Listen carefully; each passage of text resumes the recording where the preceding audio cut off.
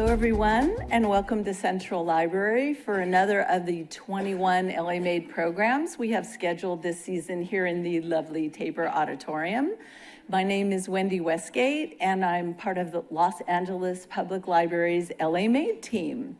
LA Made is a series of cultural programs funded by the National Endowment for the Humanities. And in our fourth season, we have 165 educational and entertaining programs to choose from. And now I'd like to introduce today's program, Black Angeleno Trailblazer Families.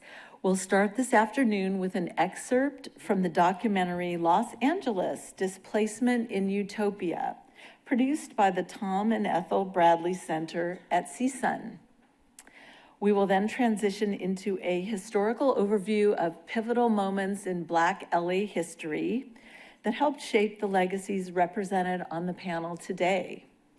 We will end our program with an interesting discussion about legacy building and civil service, led by Tyree Boyd-Pates, history curator at the California African American Museum. And the impetus for this program is Los Angeles Public Library's relationship with the Edmonds family and the recent digitization of their family newspaper, The Liberator.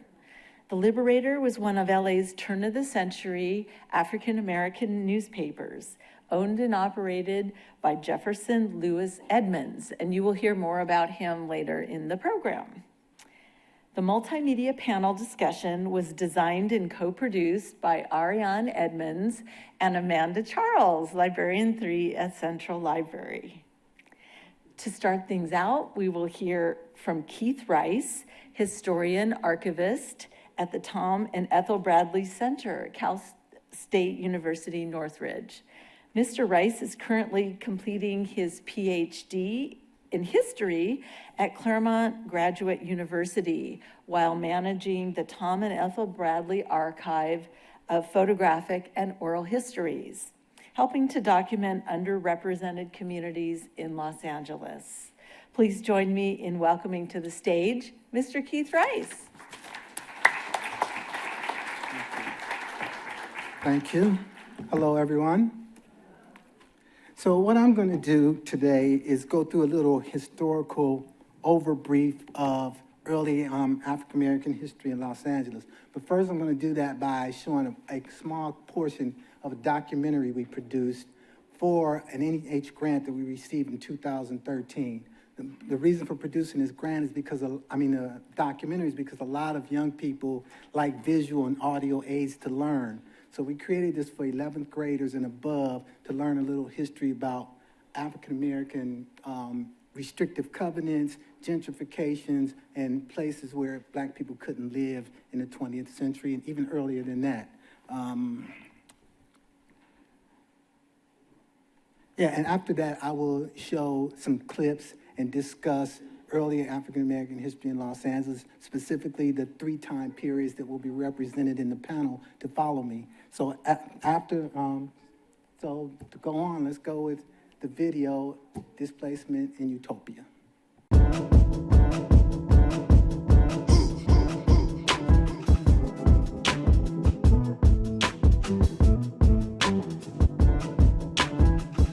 Los Angeles is one of the most well-known cities in the world.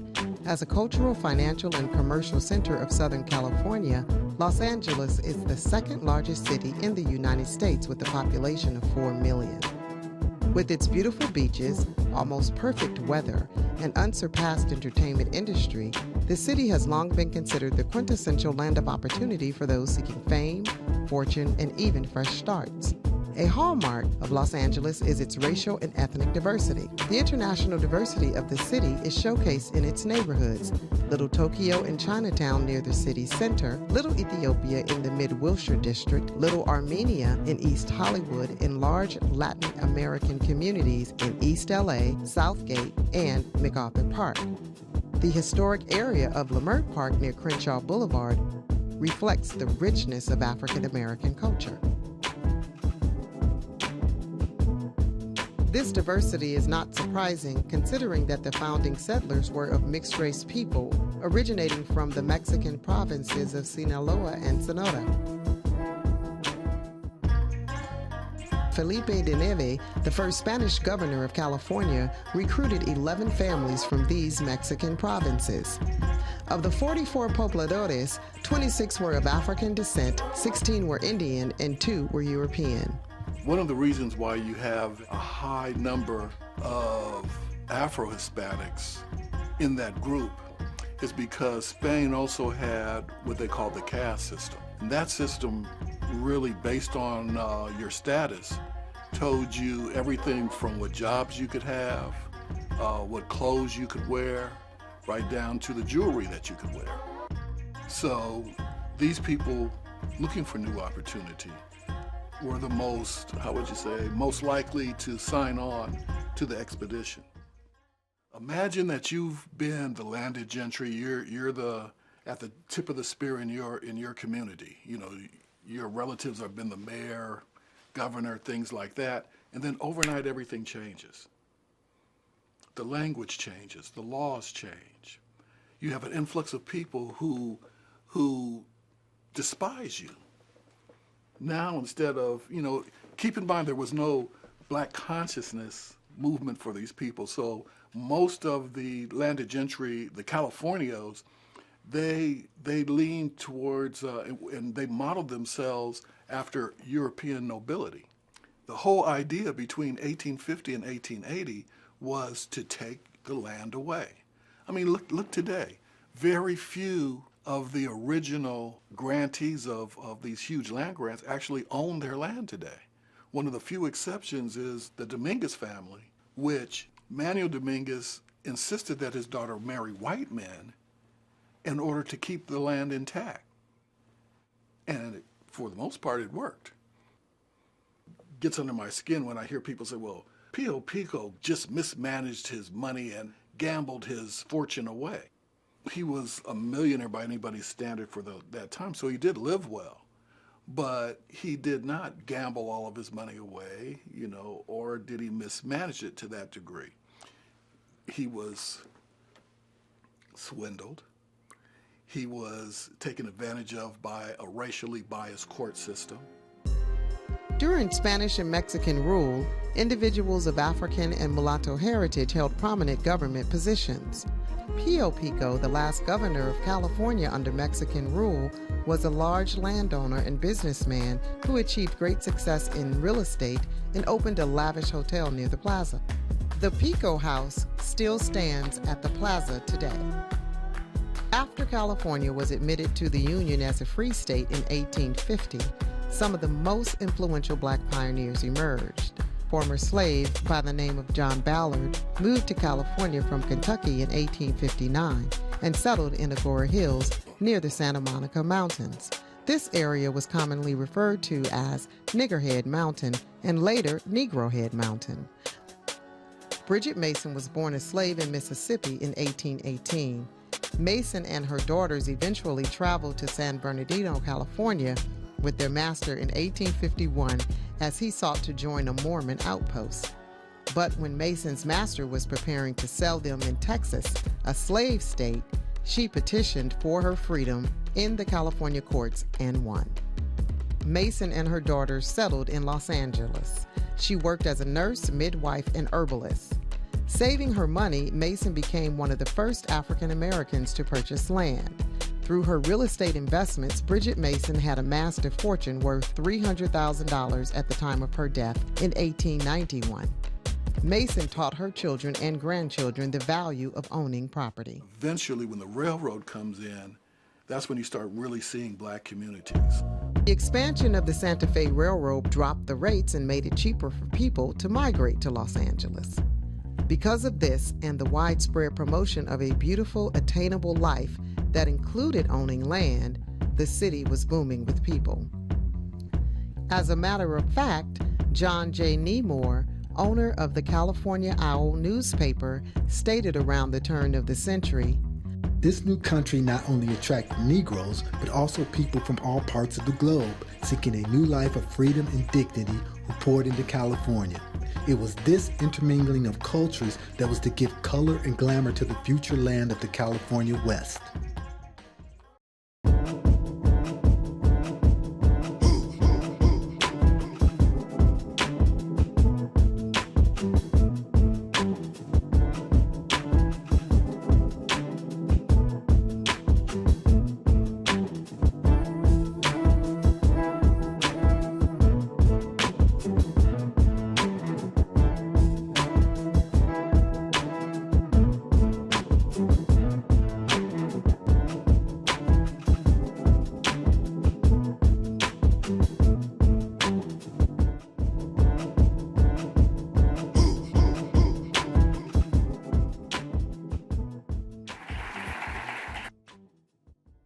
Thank you.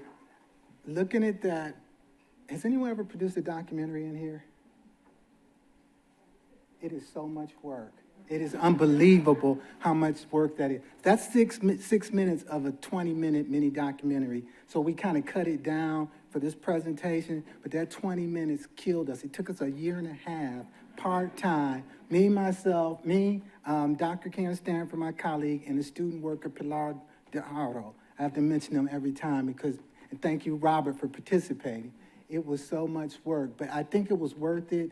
You can go to the Tom Ethel Bradley website and you can see the 20-minute version. We're also adding some more clips to extend it even a little bit longer.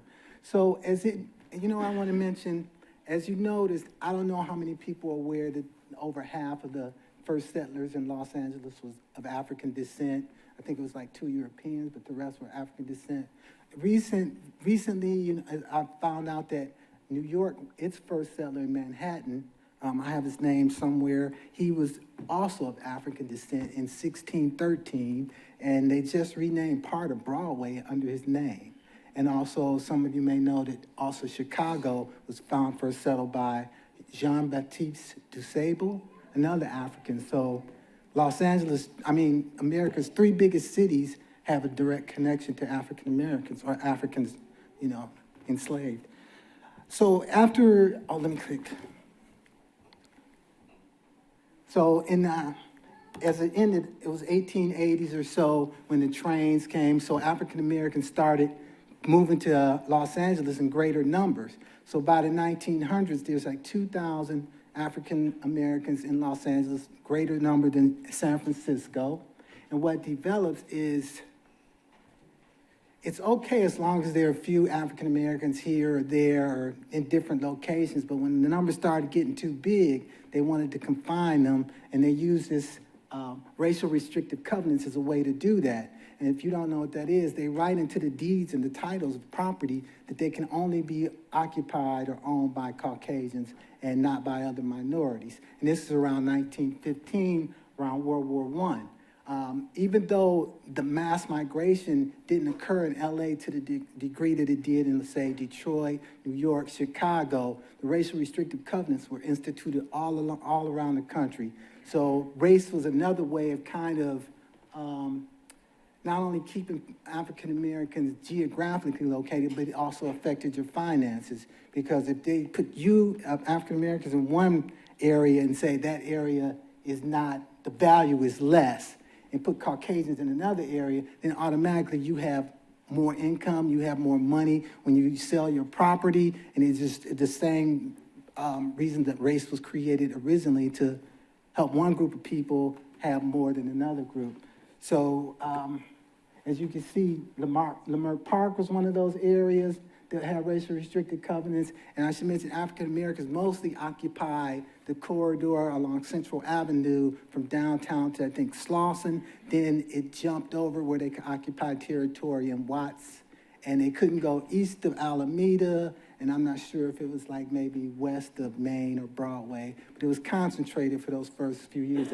And the racial restrictive covenants didn't end until 1948, with the work of Lauren Miller, local lawyer and political activist who helped Thurgood Marshall break down those restrictive covenants. Actually, what they did in 1948 was stop allowing the government to be able to enforce those restrictions. It was not until like 1953 that they actually struck them down.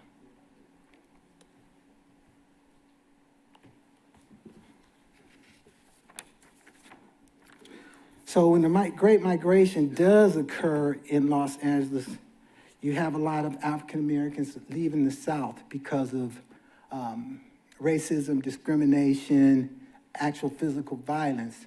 But they also is due to World War II, because the defense industry develops in California, and there's good jobs for African Americans and a good reason to come here.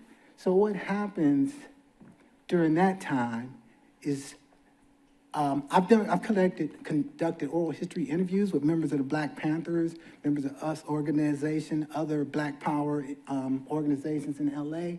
And these migrants, when they moved here in the 1940s, they brought young children, or they had young children once they got here.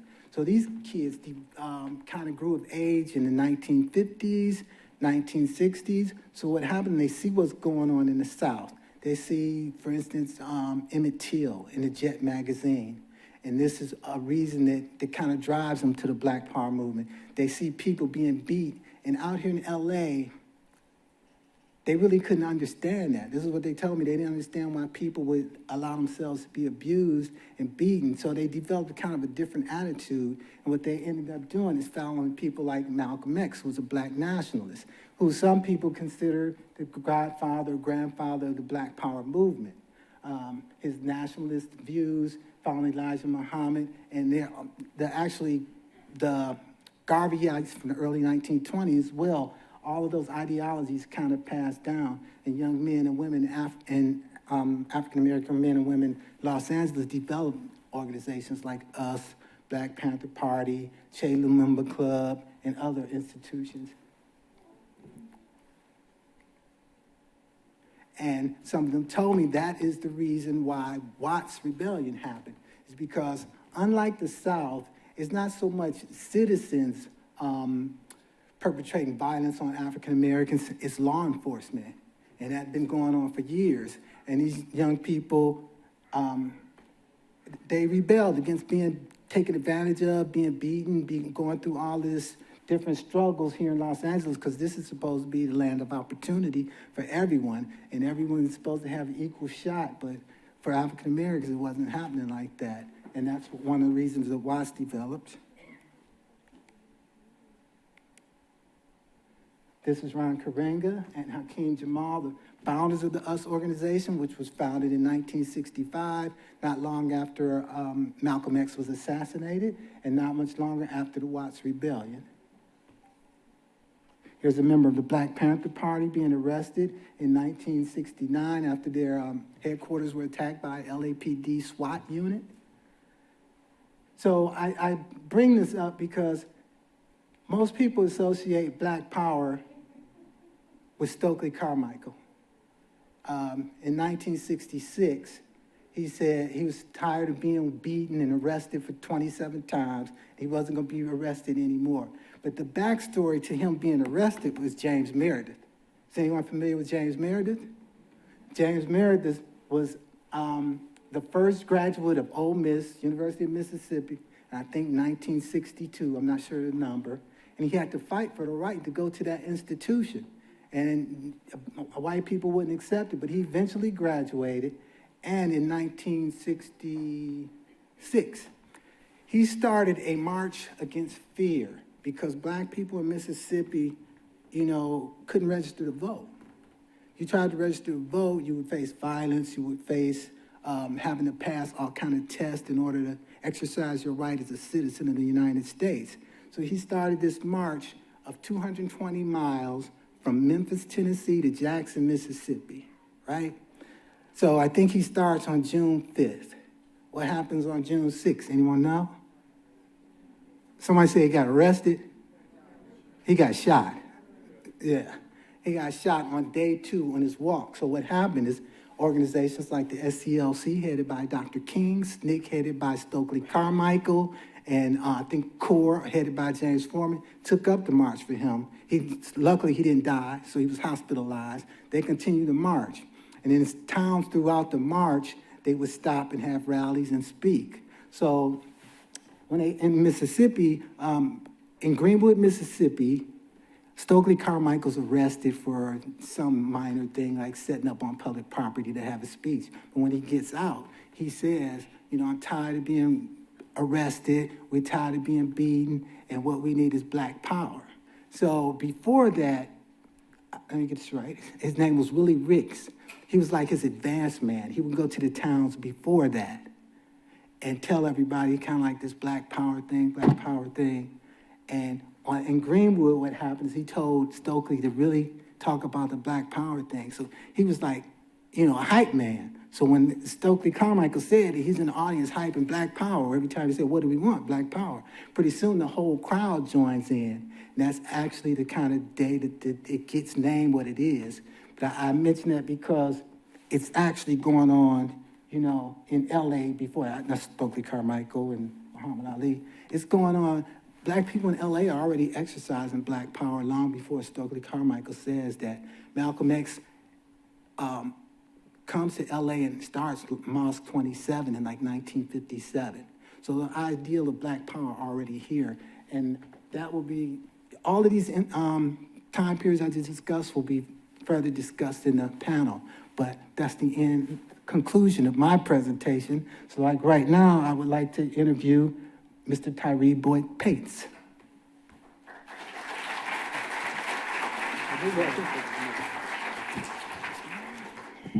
Hello, everybody. How's everyone doing? It's such a pleasure to be here before you. My name is Tyree Boyd-Pates. I am the History Curator Program Manager at the California African American Museum. How many of you all have been there before? All right, all right. How many of you have not been there before? You guys are my favorite people because you guys have a visit on your hands. Well, we are here for a very specific reason for Black Angeleno Trailblazers. This panel will be discussing the family's work, Black families' work, and how they've preserved the cultural legacies of their ancestors, and how Black history is ultimately shared through the story of Black Angelenos. I would like to give a portion of this time an introduction to recognize some of the Black Angeleno families in the room. If you can, and related to, please stand the Ballard family if you're in the room today. Okay. Let's give them a round of applause. And remain standing too, please, please. Can we also have the Mason Owens family stand if any representatives are here today? If not, hey there. The Watkins family, if you are in the room representing, please stand up.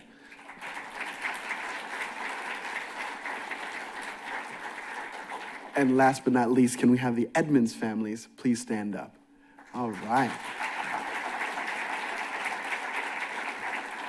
Thank you. You may be seated. Wonderful. I will be serving as the moderator today, and I'm also curating an exhibition alongside the Edmonds family entitled The Liberator, Chronicling Black Los Angeles, 1900 to 1914, that opens up in about 2 weeks. I hope to see you all at the opening. But I want to get to introducing the panelists today, each of which will come out to give you all a 5-minute presentation about what they do relating to their families. Those individuals are Ariane Edmonds, founder of the J.L. Edmonds Project. Let's give her a round of applause.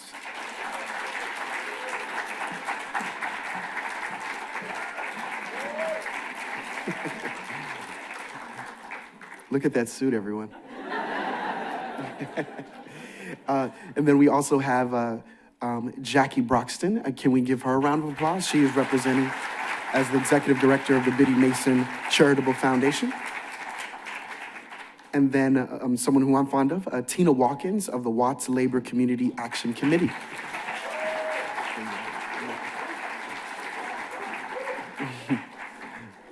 We came out to be real bright today for y'all. Each of them, again, as I said, will give a presentation, and afterward, I will be in discussion with them. So we're going to have a family talk, and afterward, we'll allow Q&A for all of you who want to join the family as well. Thank you very much. Hello, everyone, and thank you for having us. It's an honor to be here, and I want to thank LA Made for putting this panel together and Ariana for inviting us. I'm going to introduce some of my family's history, specifically my grandfather, my paternal grandfather. I've got a huge family. My mom and stepmom both have about 15 brothers and sisters and then grandchildren, so we're going to go ahead and focus on this one part of my lineage. And what I wanted to provide is some context. So Ted Watkins was born on Sunday, September 3rd, 1922. And for the course of his life, there were 3 presidents who served: Jimmy Carter, Ronald Reagan, and George Bush. The governors of California at the time were Pat Brown, Ronald Reagan, and Jerry Brown. And he was actually born, Ted Watkins was born in Mississippi in 1922, and he came to Los Angeles around 1935 when he was 13 years old, fleeing a lynch mob. And I'll explain a little bit more about that in a moment, but the rest of his life he lived out in Watts, the neighborhood of Los Angeles that's just southwest of where we are now.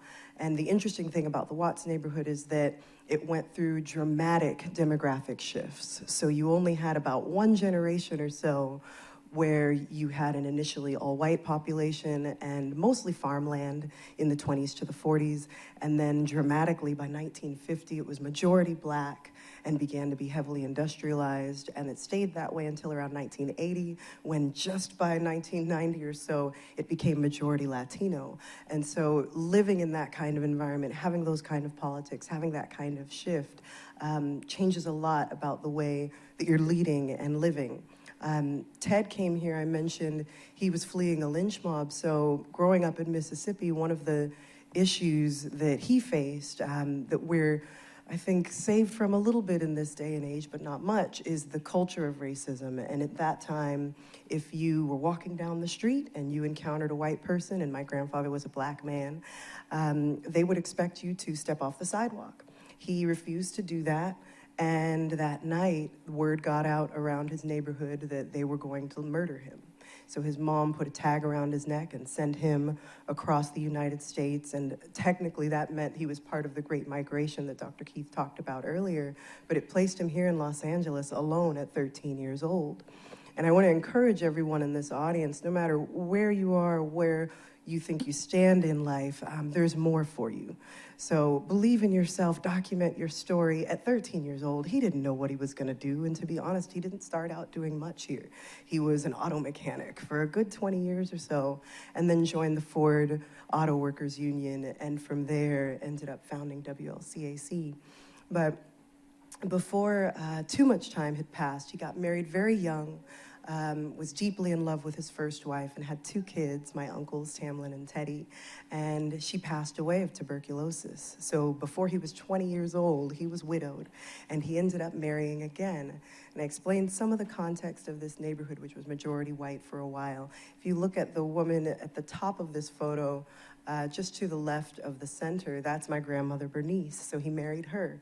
So this black man from Mississippi was living with two black sons in Watts they got married in I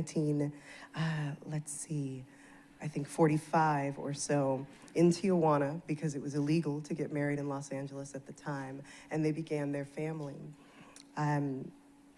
They were living in Watts at a time where part of the demographic shift from white to black was driven by housing.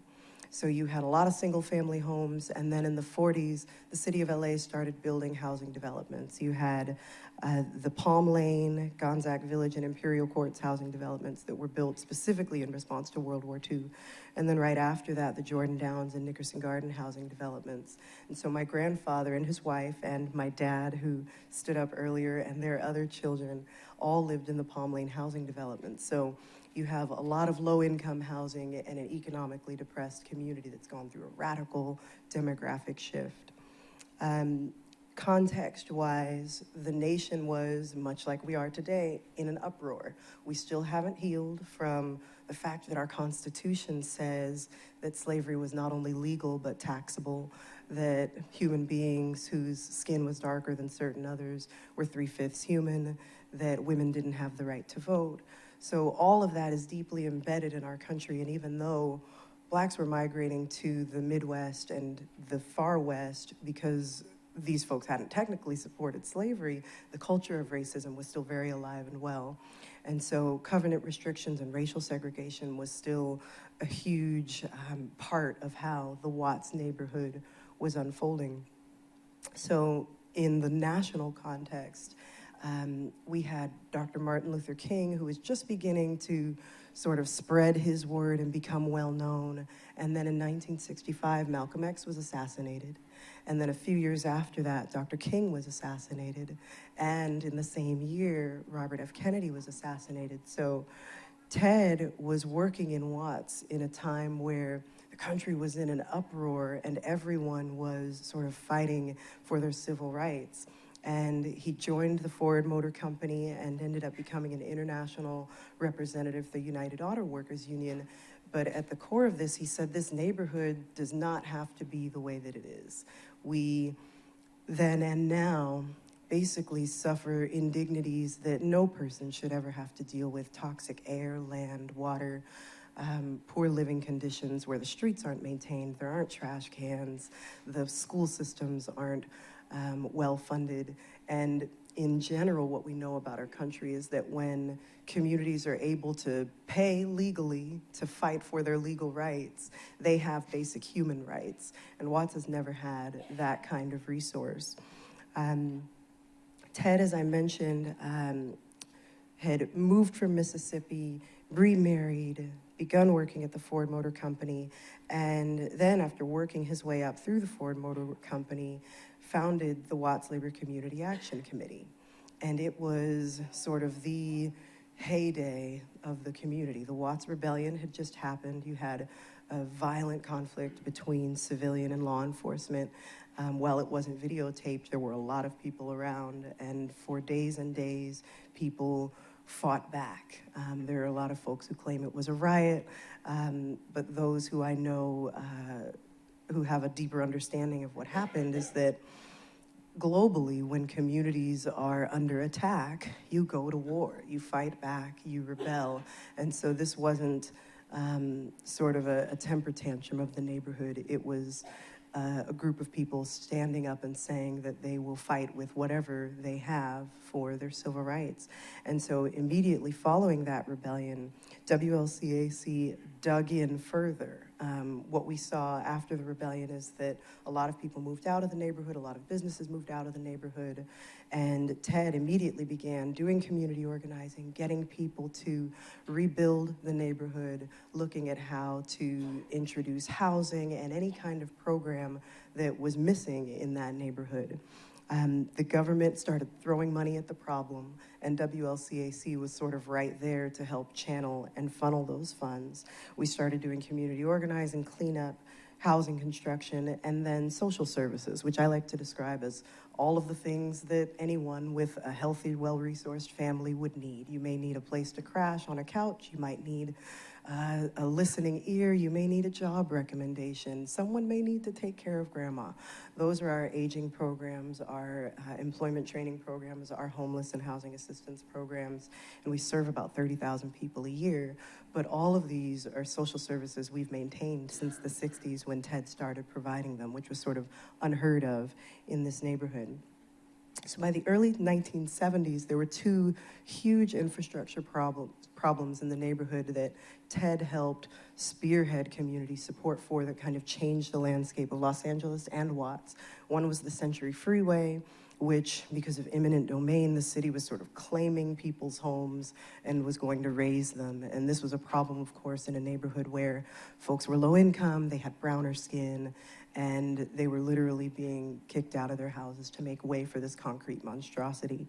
The other was to help build the Martin Luther King Hospital. For the Century Freeway, what was unique is that between Ted's advocacy and a number of other community leaders, they were able to secure a consent decree and make sure that the federal government not only replaced the housing for the people who were displaced for construction, but also that they invested very heavily in the surrounding communities for social services and programs. And Ted took this a step further to negotiate a deal to purchase the homes, instead of destroying them, purchase the homes that were in the path of the freeway, move them onto lots that had been burned to the ground during the Watts Rebellion, and sell them off at a lottery for low-income folks. So you had people who were on welfare living in houses that eventually became theirs. So you ended up having, as we struggle, and I know a lot of folks in the nation struggle with redevelopment questions and how do we do this responsibly, it was an example, if we know the history and look back at those stories, of how you can not only help improve the community, but make sure that you have an expanded impact when you're creative about the approach. For the Martin Luther King Hospital, This was actually built on the site of the Palm Lane housing developments where he was living, which was a big deal. So he was able to help organize the community in support of this facility because the nearest hospital was miles and miles away, and folks in that neighborhood didn't own cars, and transportation was one of the other major missing infrastructure pieces. So if you think about the 105 freeway, which now connects the far east end of Los Angeles to the freeway, that was an enormous undertaking for the neighborhood. Fast forward to 1992, when once again, this area of Los Angeles was under-resourced. Our political representation is very fragmented. We actually have like 3 congressional representatives and 2 senators, and our city councilman both represents the coast of San Pedro and Watts. So our political representation is very fragmented, and our relationship with law enforcement has always been very tense. In 1992, there was another rebellion, and the work that Ted had done to build out WLCAC, which resulted in us having a 7-acre site. We're still there now, and I'll encourage you all to come by and visit. It was burned to the ground. And the interesting thing, my father's in the audience today, he describes it as standing on that lot and looking at an angry mob of about 200-300 people surging against the gates to our property and demanding to enter. And what Ted said in the face of his life's work being destroyed was, if we've come to the place where we need to be combative with the neighborhood to fight for what we've built, then we've lost our usefulness. So they all went home, and they watched this place go up in flames, and he got back to work the next day and rebuilt within a year. And the thing that makes me so proud to work at WLCAC today is the response our leaders had. It would have been very easy to sort of become more insular and isolated and protected and shut off from the community. And instead, they took physical design steps to make sure our site had even more access to people. And they started installing community gathering spaces and recommitted to cultural programming and education so that people could come into our site, learn about the history of not only our nation, but law enforcement and our unique community dynamics. And so we literally welcomed folks in with open arms immediately after. So all of that happened within a year, and then we built that out until about 2000 when Tim was elected president of WLCAC. And WLCAC had already, following the Watts Rebellion, begun buying up land, building housing, hundreds of units of housing. Some of them were sold, some of them remain low-income housing units because, as we know, affordable housing is a crisis in Los Angeles and remains. And what Tim did to balance that out was begin a commercial land banking project. So all along Central Avenue, Tim began buying land and making sure that WLCAC owned not only the housing in the neighborhood, but also all of the industrial opportunities that we could afford. He also began just dreaming. And so WLCAC in 2005 envisioned a place called Motown Farms, which is actually sort of a return to Watts' agricultural roots, where in a 2.5-acre plot of land, we're building an urban park and farm and teaching people in the neighborhood how to activate their own backyards. And so this farm park is opening in 2019. It's sort of unheard of. And it's one of the first examples of us returning not only to Watts' roots, but WLCAC's roots, where we used to farm under the power lines until folks began actually stealing the food from those plots, and so we ended the program. The last thing that WLCAC has embarked upon recently, and again, we're maintaining and building on Ted's vision, is something called the Better Watts Initiative. So we're aware of the many issues that plague Watts, but the wonderful thing about it is how resilient its people are and how proud and territorial we are to be from Watts. Something about living through 2 fires means that no one and nothing can stand against you. And adding to those troubles, Tim has uncovered scientific evidence that unfortunately the area from the southwest corner all the way up to the northeast corner is highly toxic. The soil, the water, the air is all laden with lead, heavy metals, and chemicals that are populated by a combination of basically poor management and poison. And so you have a combination of corporations, ExxonMobil in some cases, LAX, airport, and fuel dumping that happens on the way to the airport, and then some of the side effects of freeway construction and some of the impacts of poor or lack of urban greening mean that everyone who lives in that neighborhood is exposed to higher levels of toxicity. And while we're doing the work that we are, which is to basically stand, to put a foothold in and say the people here matter, the stories here matter, and it's not enough to, redevelop a community and not take care of the people who live there. One of the challenges is making sure that the people who live there who may or may not have gotten sick are compensated, are cared for, are healthy as the future of that community thrives. So that is WLCAC and some of TED's history, and I thank you for listening.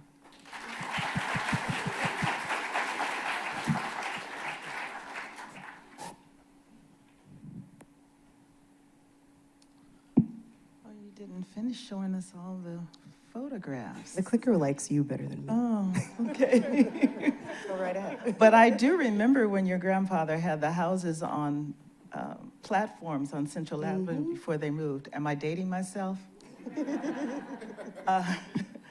Anyway, my name is Jackie Broxton. I'm the executive director of the Biddy Mason Charitable Foundation. And we are a group of community volunteers. The light is in my eyes, so I can't tell who's here. Pam, could you stand? I see you, Cynthia. I see you, Ortho. I think I see 3 board members. And Jessica, is there anyone else here? I can't tell. And Pat, okay. And our whole mission is to provide meaningful resources and support for foster youth. In Los Angeles County, there are 30,000 kids in the foster care system. 30,000 kids. And of that total, about 3,000 emancipate every year. We believe that if Biddy Mason were alive today, she would want to do something about that. It's impossible to be a member of First AME Church and not know about Biddy Mason. She was the founder. So what we found, however, is when we go out into the community, a lot of people don't know who she is.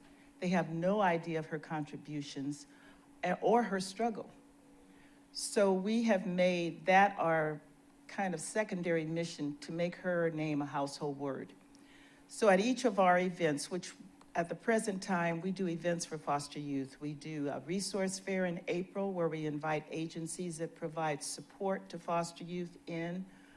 We have right now, the event is next month, and we have about 30 agencies, colleges, universities, and employers that are going to participate. But we always have one table set aside that details Biddy Mason's history. And it's interesting because foster youth become fascinated with it. We've got a couple of our scholarship winners from last year who are actually doing some research on her. And it also provides us with an opportunity to showcase other famous African Americans, because unfortunately, when you're in the foster care system and if you are a child of color, you don't always know about your own history. So here you are in a system where you've been taken away from your parents. Many times you're alienated from the rest of the family for whatever reason was going on with your parents.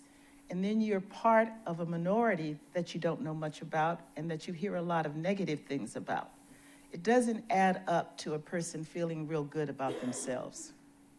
So we try to incorporate the history in each of the things that we do.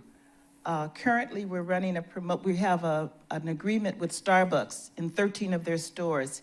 And these cards are on a display. There's some out in the lobby. We were now going through our 3rd printing, and each printing is 1,500 cards. So we feel like we're getting her name out there.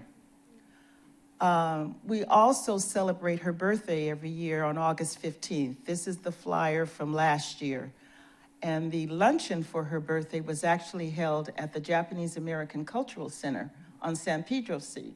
So you're probably wondering, well, why would you have it there? Well, actually, Biddy Mason used to own that land. So we're in the process of trying to identify the other properties that we owned, and hopefully each year we can do something at one of those sites if it's permissible. I heard a rumor from someone that she may have owned the land where Macy's was, downtown. So I don't know what we can work out there. But the committee works all year to do the resource fair in April. We also do Thanksgiving dinner on Thanksgiving Day, which utilizes community volunteers. If you're a foster kid and you're growing up in a group home, you don't really get a sense of what a traditional Thanksgiving dinner is like. So each year, this is about the 6th year that we've done this, and it's always, in the beginning, we were doing potluck because we didn't have any money. And as we were cleaning up, sitting around the table, one of the kids was drawing, and he was sitting next to me, and I said, he sat there for a long time, and I said, did you get any clothes? Because we always give away free clothing and hygiene items. And he said, yeah, I did. It's in the other room. I said, well, okay. So then I waited, and about 20, 30 minutes later, he was still sitting there drawing. And I said, you're still here. Don't you want to go get your stuff? And he said, ma'am, I'm just enjoying sitting here listening to you guys talk. So then I realized, if he had been in a, quote, normal family situation, that's what would have been going on. So since that time, we now have the event catered, and we spend the time with the kids, which is what they want. And it's really about what they want, not what we want. We also give away scholarships. Last year, we gave away $30,000 worth of scholarships. We had 84 applicants. The average GPA was 3.0. These are bright, intelligent kids who just need someone to care about them. Sometimes when you've been in the system a long time, you don't want to be pressured about being involved in something. So we kind of let the kids come to us. And the ones who we've been able to maintain a relationship with, it's worked out well because we've helped them with supplemental funding for other things. This photograph is only a small percentage because a lot of the kids had already left to go away to school. But they call, they send us copies of their transcripts, their grades. That all tells us all they want is someone to care. It's not rocket science. If you go back to when you were a teenager, if you did well, you wanted your parents to know that you did well. And it's the same thing with them. The resource fair, if you look in the upper corner, you see a woman in purple bending over. For those of you who think you can't do anything, this woman crochets all year. She brings her items to the fair and she gives them away to the kids, talks to them, explains to them how to utilize them. So we believe there is a shoe to fit every foot. You may not be able to write a check, you may not be able to come and work events, but there's something that you could do, and we encourage you to find out what that is. That's the only way this is ever going to change, is if everybody works together.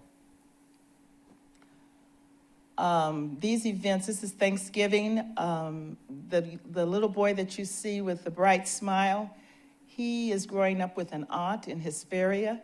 Every time we have an event, she drives from Hesperia and brings he and his 2 brothers, because there's nothing like this going on in that area. So I guess what I'm trying to say to all of you is foster care is an enormous problem. You can't depend on the Department of Children and Family Services to solve it. We've all got to get into this together to make an impact and to make a difference. And this is what we think Biddy would have done if she was still alive.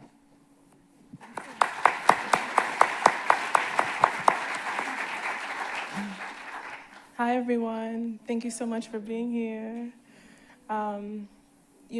My story starts with Jefferson Lewis Edmonds. He was my great-great-grandfather, and he was born in Lonsdale County, Mississippi, on the Edmonds plantation, and he transformed his life completely. And in his 60-odd years, he became a farmer, a newspaper editor, a father, and a grandfather, and really kind of transformed Los Angeles. This is an article that he wrote in 1909 for the Los Angeles Times, explaining the first day he found out he was free. So Jefferson was not only born into slavery, but he spent maybe about 10 years after, into his 20s, as a sharecropper on the plantation. After that, he went on to learn to read and write through the freedom schools during the Reconstruction era, and became a teacher and a civil rights activist, and traveled around Mississippi after the passing of the 15th Amendment, which allowed Black men the ability to vote. He would go around canvassing, encouraging folks to be able to bring in their own representatives. So this is just a beautiful picture of some of the early senators of some of the southern states, and Jefferson played a big role in helping to get some of these men elected. But he found that his efforts were met with a lot of resistance. He kind of documents in a testimony. You know what is so interesting is that with Jefferson, everything was documented, and you talked about that, Tina. There's something about making sure that your story is told and that it's documented. Jefferson was invited to participate in a Senate hearing in 1875 that was investigating voter suppression, and that is not new, so this has been going on. He participated in this to talk about what he experienced on his way to the polls. He talked about men being murdered on their way to go and vote, and being attacked and harassed. And there's a quote from him saying that the best thing about the South was that we left it. And so he worked the trains, which I heard from my great aunt, Evelyn, who I'm sure is here with us. She's passed on, but she mentioned that he worked on the trains and saved enough money to bring his family to Los Angeles. And while he was here, he did all kind of stuff. He started a newspaper called The Liberator, and this paper ran from 1900 to 1914, and he collaborated with Booker T. Washington, who wrote articles for the paper, documented speeches from W. Du Bois, and if you can see right here on the right-hand side, he highlighted businesses, folks who were kind of helping to build the foundation of Black Los Angeles. And during this time, there was just actually a couple thousand Black people living in LA. So this is at the turn of the century, and him with his contemporaries helped to kind of lay the foundation for the generations or the new generations to come to LA. He used his paper to advocate for farming and for home ownership and for land ownership. These are some pictures that I found at my Aunt Carol and Laurel's house. They let me kind of go in and dig every couple years. They trust me, which I'm so grateful for. He also was a huge advocate for women's rights and fought for women, for our ability to vote. This is Aunt Susie, who was also one of the editors of the newspaper. So he, employed a lot of women journalists. He was very fair. He would talk about, when people criticized some of the policies that he backed, he would print it in his paper. He was like, let me let you know what the haters are saying, because you should know the whole story. He also started a real estate business with Noah D. Thompson, who soon became the assistant editor of the paper, and took over the paper when Jefferson got very sick. And Noah D. Thompson is responsible for bringing the Marcus Garvey movement to Los Angeles. He worked at the Tuskegee Institute under Booker T. Washington, and helped to kind of build the foundation of a lot of the kind of community building that was happening in LA. So around this time, Jefferson passed. So in 1914, right before the development of the NAACP and all these other amazing kind of rights, civil rights movements. So he was kind of right at that cusp. So I think that's a big reason why I do this work, is to make sure that his significance and his love for this city is documented. think this is the last one. I think that's it. Thank you.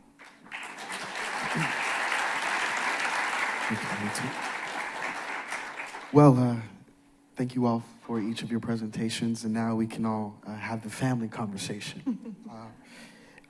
Considering all of your involvement, I'm going to ask a few questions, and then we're going to open up to the audience to see if they have any. But I want to start with you, Ariana. Not only you're a good friend, but you're a co-curator for an exhibition around your great-grandfather's work. And I just want to ask you and have the audience hear, what stories were told to you growing up about your family's newspaper, The Liberator? You know, it's interesting because I believe that there is kind of one person from each family that's kind of dedicated to this work. And I think sometimes they're called by either the ancestors or, you know, just the person who's the most curious and asks a lot of questions. So before me, it was my grandfather, and my Aunt Laura also did a ton of research, including my cousin Dawson. So people play very specific roles in being able to put this whole story together. But after my grandfather passed, we didn't talk about Jefferson that much. And I remember learning that we had a newspaper, and that was kind of it. I knew we did an exhibition a couple years before I was born, and I just remember my grandfather telling me about his kids going to integrated schools in 1900, and I don't remember that ever being the case anywhere else in the country. So I started doing some research and started doing some digging and talking to a few family members and interviewing them, and they're like, oh yeah, we have this paper, it's no big deal. And I lost it because I started, and you know, I talked to my dad about it, and he was like, yep, it's in my home office.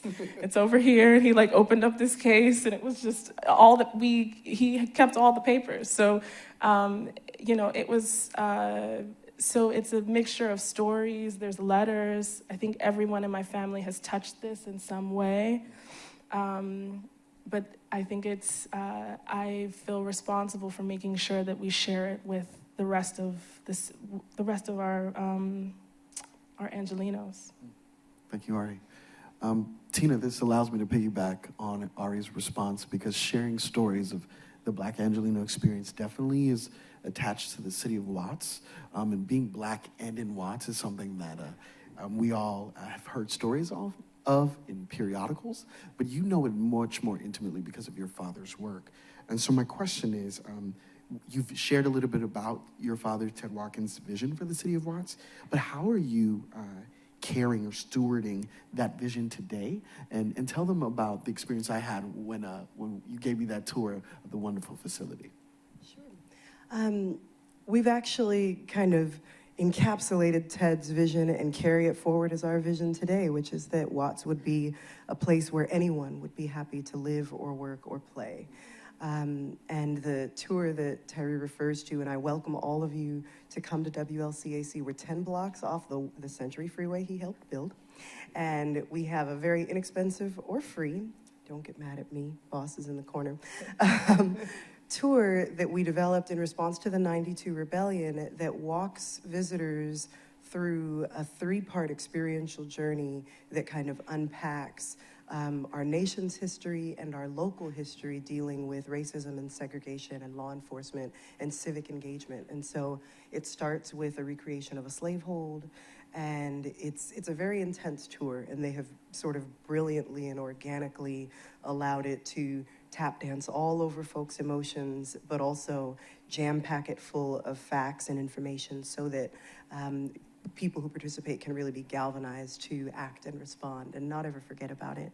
And so the second part of the tour after the slaveholder recreation is a reconstruction of a Mississippi Delta road, partly an homage to Ted's upbringing, and then partly to kind of touch on the Reconstruction era that followed the quote-unquote abolishment of slavery. And we know that the 13th Amendment says that it's still legal in prisons, and so that part of our industry is still very alive and well. And so it walks us through what that meant culturally for a nation that pretty much just passed a law but never dealt with any of the culture, any of the impacts of slavery and racism. We do more now to kind of affect the impacts of sexual harassment than we do for racism or segregation in our nation. And the last part of the tour is looking at a photographic exhibit that chronicles the last year of Dr. King's life. And it's sort of balanced out by a series of exhibitions that Tim has curated that look at ephemera and all the objects and all of the ways that our nation has kind of driven home the idea that Black people are inferior. And so there's household items that have children in compromising positions and men in compromising positions, and it's glasses and games and toys for babies that basically sell this idea that Black people are less than. And so we have those three phases, and I or Timothy or a couple other trained volunteers walk you through it. And each tour is carefully kind of customized and tailored. And so we shepherd that, but we also, and this is how Ariana and I connected, have painstakingly preserved everything we can about Ted Watkins' life and then everything we can about WLCAC's work. We ended up partnering with Cal State Dominguez Hills, actually, and have a digital online library now. So some of the work and history of WLCAC is available to the public online now, which is exciting. But really, it's documenting the stories and not only continuing the work, but expanding on it. So. Thank you. Which leads me to have a conversation with you, Ms. Broxton, about Biddy Mason. You may not be related to her, but tell us about what drew you to Biddy Mason's story and doing this type of work in the community through First AME Church. Well, first of all, I'm a history buff. Right. So I became very curious about her years ago when I joined First AME. Little did I know, I think Cheryl Cox is here. Cheryl, where are you? Okay, up in the corner. And a microphone. She's up in the corner. Cheryl and my daughter went to high school together, and I used to give her a ride home every day, but I didn't know the relationship, that this was a descendant of Biddy Mason. So when we decided that we wanted to do something for foster youth, because I had been working for an agency for many years that deals with foster youth, so I saw on the flip side what happens with these kids. And it seemed only natural that if she were alive, this would definitely be something that she would be interested in, because she took people into her home. And then I met this crazy group of people who are now the board of directors, who are as obsessed with this whole change thing as I am, so it made it very easy to continue the work. One of our board members always says that when we finally get in our building, he's going to buy us all a straitjacket, because we're all crazy. Crazy for history. I think you have to be a little crazy to just not give up. Right. You know. Right. And to pursue it. Yeah. Thank you. We all are invested in this work of preserving Black history. I know it intimately working at the California African American Museum, but I'm often inspired by each of your resolves to persist and persevere and include people in the larger conversation of Black history, because we all know Black history is American history. Mm-hmm. Am I right? Right. Let me hear if you agree with that. Just double checking. Just want to give a thermometer check. And that's important. I know we're down to time, and I also want to allow the rest of the room to ask a question or two.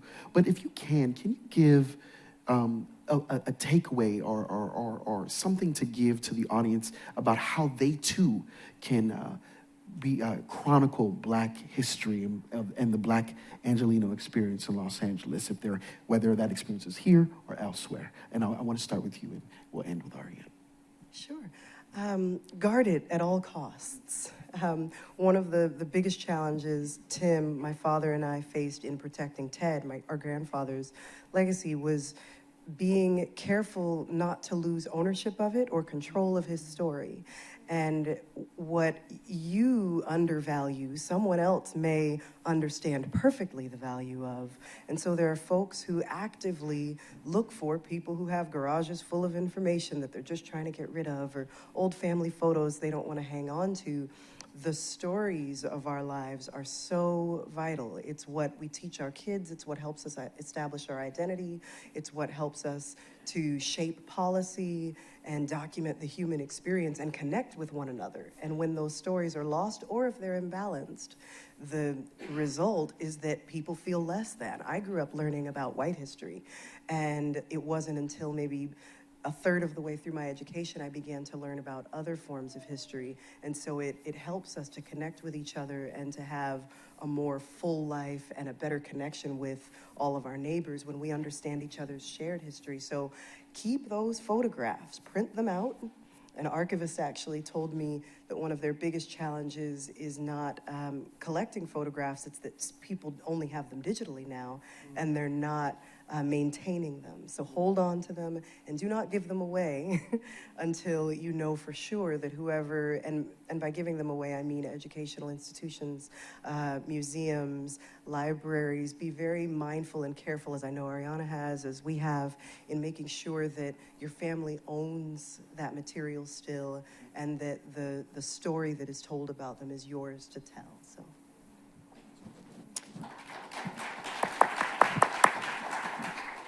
I would say I have 2 grandsons. And what I have started doing is I have notebooks. When certain things happen, like when Katrina hit, I'm still paper. I know we can digitize this, but I'm still a paper person. I saved a lot of newspaper articles. I wrote notes on them about how I felt the people were being treated in New Orleans, because they don't understand that. I mean, the oldest one now is 16. He's beginning to come into it, but the younger one is 10. When I'm gone, this is a record for them. And as you stated, also save your family history, your photographs, but record your own history. Because that's what you don't know what effect it's gonna have on the generations that follow you. So keep journals. The things that are really, dicey, put them someplace else. But keep journals. Because you're duly noted. because your descendants are going to want to know about that. Yeah. I think it's a few things. If you have things that are prized like possessions within your family history, it's important to find the right kind of collaborators and partners to help you share that story. Us being able to partner with the Los Angeles Library was something that took 10 years. We've been kind of figuring out where the best home for this story could be. And the library was one of the only places that was willing to share this with the public and make this information readily available. And so if you have any stories that you think is important, finding the right collaborators and partners and institutions to support you is key. It's the other thing that I would add that you shared, Ms. Jackie, is that I think we think about our wills and our legacies, and we think about some of the physical things, like handing down maybe a home or, whatever you have left in your will. But there are stories that need to be documented and also included. The work that we're doing, the way that I view my work is not just I'm telling the story to all of you. I'm connecting with my ancestors and connecting with the stories and the letters that were saved for us and for me to be able to share with all of you. And then we're preparing this work for a generation that I will never meet, that I will never interact with, and they may never know my name. But they were thought about today, and we're honoring them today. And I think that when we approach our stories for an audience that, or for a new generation that needs to remember how we felt. Yeah. Well. Okay. Drama. Now this will be our very brief Q&A portion. And so I imagine we have several runners who are going to offer the microphone. And so I ask that for those who have the opportunity to also wait for the microphone as we are recording this. But also, very, very importantly, this is the Q&A portion, not the keynote speech portion or the statement portion. or any other rendition or open mic. So please, for consideration of the ancestors and the purposes of us being here, please provide us a question and only thereof. Thank you very much. Hi, my name is Dion. Thank you all Hi, for Dion. hosting. This is absolutely wonderful. I'm a Black Angeleno, recently coming back home after 20 years being away. So this is very, very, sorry, now I'm elaborating. Anyway, my question is, are you guys aware of a movement of getting some of, your family's histories or maybe other Black Angeleno family histories integrated actually into the public education school system so that it's not only lost, with you all, but actually documented. So I'm here with my younger cousins, that they can learn about the beautiful history that we've had an impact. Yeah, that's a great question. It's something that has been pretty, like a long fight. Charlotta Bass, who was the editor of The Eagle, one of the last editors of The Eagle, partnered with the city to make sure that all the information about the original 11 settlers were included in general education. However, I didn't learn about it, and I don't know about the Angelenos in the room. I don't think that's information that was shared. But in partnership with California African American Museum and the Facing History and ourselves, I believe Mary is here today. She's right here in the back. We have partnered with, it's a national, actually a global organization that creates educational material based around firsthand accounts. So it's letters and interviews from folks that experience different times, different kind of turbulent times in history. And so we're going to be creating curriculum around the Liberator and all the things that were documented in that paper to be included in the curriculum and to be shared in Los Angeles School District, yes. The digitizing of the Liberator, will we be able to, is it all of the issues for the whole run? Will we be able to read them and look at them? Hi. I wanted to see you. Okay, thank you. So I think the question is, will all the Liberators that will be digitized be available for public consumption? Yes. Okay. That's a great question, yes. So there's a few years where Jefferson took a break. I don't know why, but I'm gonna find out.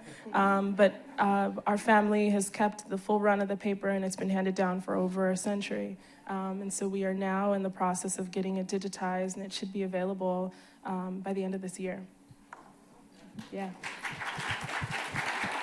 I would love to take maybe one or two more questions, and then we will sign off. Runners. Running. Please state your name and their question. Hi, my name's Leanne, and this was a fantastic presentation. I guess my question is a bit rhetorical, but I'm concerned. I really value the whole family archive thing. And nowadays, I mean, all of us, no matter what community you're from, our families are so fractured, as in where is the family? And it's so difficult to maintain that thread. And what was so great was that all of you have such a deep connection. How are we going to, I guess, reform our families so that we can get the value from all this? I don't know. It's a great question. Okay. It's a great. How will we reform our families so that we can better archive that history, perhaps? Yes, and also, in a sense, have more of a family. Okay. Because the collective, all of us across LA, and it's super important. Look at the value it produces. Let's take it one by one, if you all have an answer that you'd like to offer. I'm always an advocate for starting within. And what I've found with my family is if I'm not right, then none of my relationships with the rest of the family are right. And my husband and son are actually here. And so I have to consider that my first family, so to speak. He's awesome. He has a little afro back there in the striped sweater. But I start first with documenting my immediate family and then making sure that your relationships are clean and then finding traditions that you can create. My grandfather handed down a tradition that my dad maintains where we all go camping every year. And thankfully, my husband loved camping, so we continue that. But when you have a gathering point, that helps. This is a gathering point for Angeleno families. When you're healthy, it helps too, because to be honest, families are fractured because they're unhealthy. And it's healthier sometimes to not connect. And so those are my... Facts. I'll pass the collection plate on that one. But your own health, and then where you can, creating traditions and then documenting those. Well said. Well said. Yeah. I think I agree with everything that you're saying. I think also, if you're in a situation where you have a family that's fragmented, find something safe that you can do together. For instance, you could come and volunteer on Thanksgiving. Okay. Yes. You saw how she did that? You saw how she And brought that it could around? be the start of your tradition. That was a good sales pitch. I'm taking that one with me. Okay. You know, it's so interesting because I think, you know, for those of you that were here at the beginning, you know, we talk about the original 11 families that started Los Angeles, and they didn't, you know, King Carlos III, who, you know, commissioned, you know, these settlers to come to Los Angeles and settle this city. He didn't send just, you know, 10 or 14 people. He sent families, children, parents, to create the foundation of the city, many of whom were of African descent and indigenous Mexican people. So this city is built around a sense of family. And I think that's something that we all get to share, no matter how fragmented our communities are. There's something powerful about chosen family and creating safe spaces with families, with people who understand your values, and maybe your family may not have that. And you also need to document that experience because that's important, and someone needs that story to help save them from an experience they may have that you got through. So, yeah, I think that would be it. Well, I want to round out third or fourth. Ariane and I, again, have been working together for several months, bringing things together. And I also want to address and bring this about that to the sister's question about the availability of the Liberator. This will be the platform as to which it will be available at LAPL, and this is Tessa. So you all see this, please take a photo, take the web URL. I'm sure you guys would want to learn as much about the Liberator as possible. And then moreover, Ariane and I is opening for Ariane and I's and Taylor Bythewood Porter's opening of The Liberator, chronicling Black Los Angeles 1900 to 1914, will open up at the California African American Museum on March 20th. And we will be having, thank you. And that is a relationship that came out with LAPL and Ariane and the Edmonds family, so we are so grateful. And it will be an exposure to The Liberator itself, but also through the lens of her great-grandfather and how it impacts us all today. It's very important. I just want to say thank you to each. Let's give them a round of applause. And I want to thank the LAPL. And I just want to also special thanks to all of our partners, of which who are on the screen. But I want you all to know this, like Ariane's great-great-grandfather wrote a newspaper that had a run of 14 years. I do not think he knew that 100 years later we would be sitting around this conversation, right? And as my career, I get to see people who really put their foot into history, and I want us to also to take that we're making history right now. And so own that today. Own your archive, own your story, own your narrative, and hopefully 100 years later from now, we'll be sitting on the stage talking about you. Thank you all very much, and I hope you all have a wonderful afternoon.